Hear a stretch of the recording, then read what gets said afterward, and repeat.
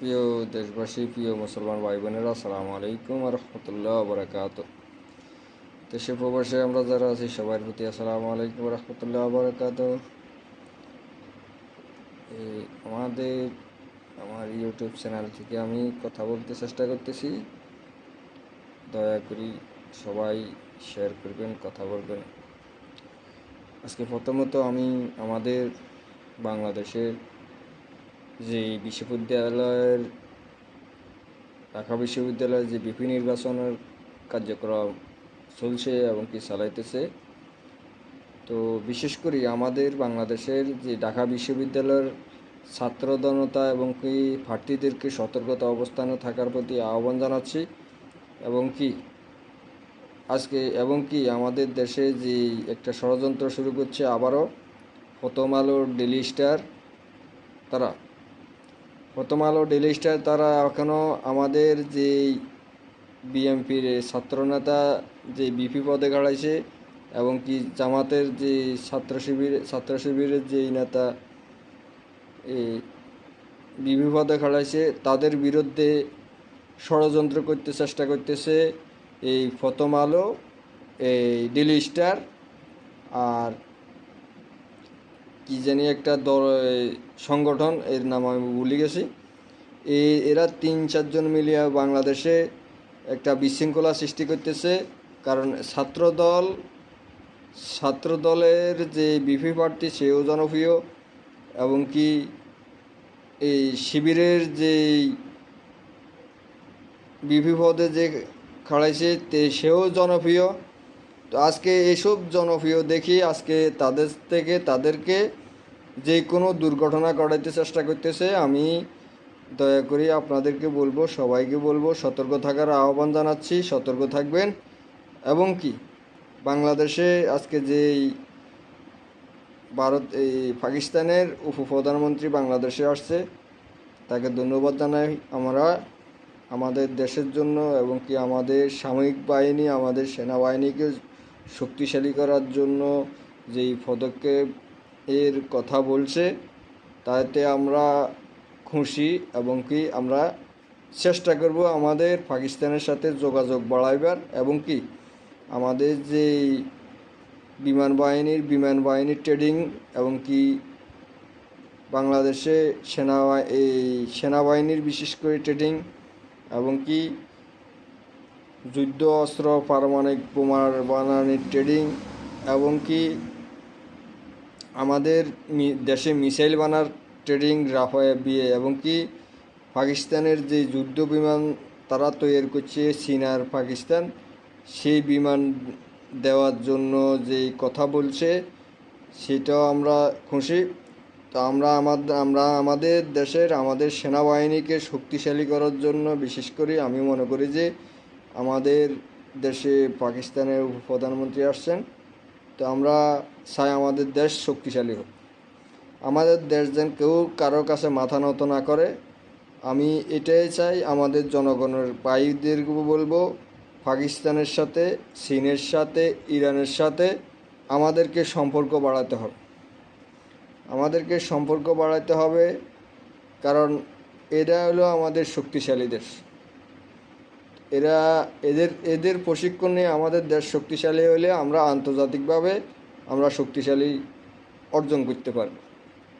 দেশ দিকে দিই, জনগণের দিকে দিই এবং কি অস্ত্রের দিকে দিই, বিমান বাহিনীর দিকে দিই, পারমাণবিক কেন্দ্র দিই। তো আজকে সবাই মিলে পাকিস্তানের এই জন্য সহযোগিতা করবেন এবং কিবা আমরা বিশেষ করি আজকে আমরা আগের থেকে জানতাম পাকিস্তানে আমাদের জন্য শত্রু বারবার আমাদেরকে বলা হয়েছে শত্রু। তো আজকে যে আমাদের শত্রুরাই বা আমাদের বন্ধু হয়েছে, আর বন্ধু যারা দাবি করে তারা আমাদের সবচেয়ে বড় শত্রু। আমাদের বর্ডারে হাজার হাজার মানুষ হত্যা করছে, আমাদের পাকিস্তানের ভাইরা আমাদের দেশে কতজন হত্যা করছে। যতই হত্যা করছে এরা ভারতের পুলিশ বাহিনী, সেনাবাহিনী লাস্টে ঢুকেই আমাদের দেশে হত্যা করছে। তো আজকে পাকিস্তানের নাম দেওয়া হয়, কিন্তু হত্যাটা করছে ভারতে, এটা মনে রাখবেন। তো বাংলাদেশের জনগণের প্রতি আহ্বান, সবাই মিলি আমরা চীন, পাকিস্তান, ইরান, তুরস্ক এদের সাথে আমরা শক্তিশালী বাণিজ্য করতে হবে। শক্তিশালী বাণিজ্য করে আমাদের দেশকে উন্নত করতে হবে। উন্নত করে আমাদের দেশকে আমাদের পারমাণবিক শক্তি বাড়াইতে হবে, মিসাইল শক্তি বাড়াইতে হবে। তো প্রিয় দেশবাসী, আজকে আমাদের দেশকে একটা দেশ বানায় রাখছে, আমাদের দেশকে দাসের মতো বানায় রাখছে।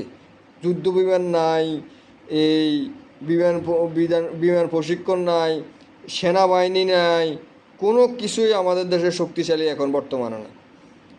তাহলে আজকে আমাদের দেশ শক্তিশালী করার জন্য পাকিস্তান আমাদের দেশে আসছে। আমি মনে করি যে আমাদের সেনাবাহিনীকে, আমাদের বিমান বাহিনীকে, আমাদের এই অর্থনীতিকে তাদের পাকিস্তানের সাথে আমরা শক্তিশালী করি, এবং কি সাথে পাকিস্তান আমাদেরকে সহযোগিতা ইতিমধ্যে বলছে, সহযোগিতা করবে। কারণ পাকিস্তান ইতিমধ্যে ইরানকে সহযোগিতা করছে। ইরানের যুদ্ধ বিমান এবং যুদ্ধ প্রশিক্ষণ পাকিস্তান দিয়েছে।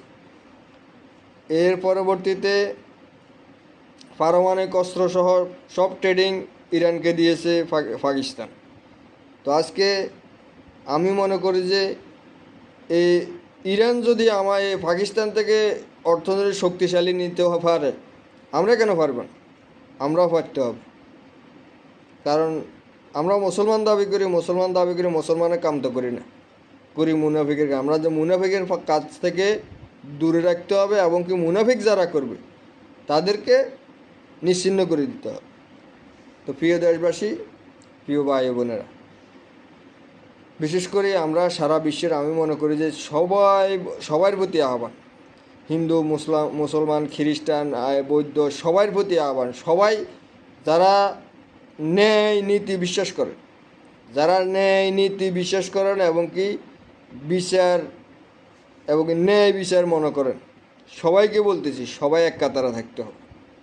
সবাই এক কাতারে থাকবে। যারা উগ্রবাদী তাদেরকে প্রতিহত করতে হবে, তাদেরকে দেশ থেকে বিভিন্ন জায়গা থেকে প্রতিহত করতে হবে। তো সারা বিশ্বের মুসলমান ভাই বোনেরা এবং হিন্দু খ্রিস্টান যত ভাই বোনেরা আছে, সবাই যারা মিলেমিশে সবার সাথে চলতে চেষ্টা করি, সবাই একসাথে এক কাতারে থাকতে হবে। এক কাতারে থাকি শান্তি সৃষ্টি করতে হবে, যেন এই কোনো ধর্মের লোক কোনো ধর্মে আঘাত না করতে পারে। এটা হইলো আমাদের আহ্বান, এটা হইলো আমাদের কাজ। আর ইতিমধ্যে ইসরায়েল ভারতের সাথে পাকিস্তানের যুদ্ধ লাগাইতে চেষ্টা করতেছে, এবং কি ইসরায়েল আবার ইরানে হামলা করতে চেষ্টা করতেছে। তো আমাদেরকে সকল মুসলিম কান্ট্রিকে সবাইকে সতর্ক থাকতে হবে, সবাইকে এক কাতারে থাকতে হবে, যেন কেউ কারো ক্ষতি না করতে পারে। এটা হলো আমাদের আহ্বান। তো প্রিয় দেশবাসী, সবার প্রতি আহ্বান, সবাই একসাথে এক কাতারে থাকবেন। আমাদের ভাই বোন বন্ধু সবাই আমরা যেন রক্তপাত না দেখি, আমরা সবাই মিলেমিশে চলতে পারি যেন। এটা হলো আমাদের কথা। তো আজকে সারা বিশ্বের মানুষের প্রতি আহ্বান, সবাই এক কাতারে থাকবেন, এক কাতারে খাবেন। ওকে প্রিয় দেশবাসী, আসসালামু আলাইকুম ওয়া রাহমাতুল্লাহি ওয়া বারাকাতুহু।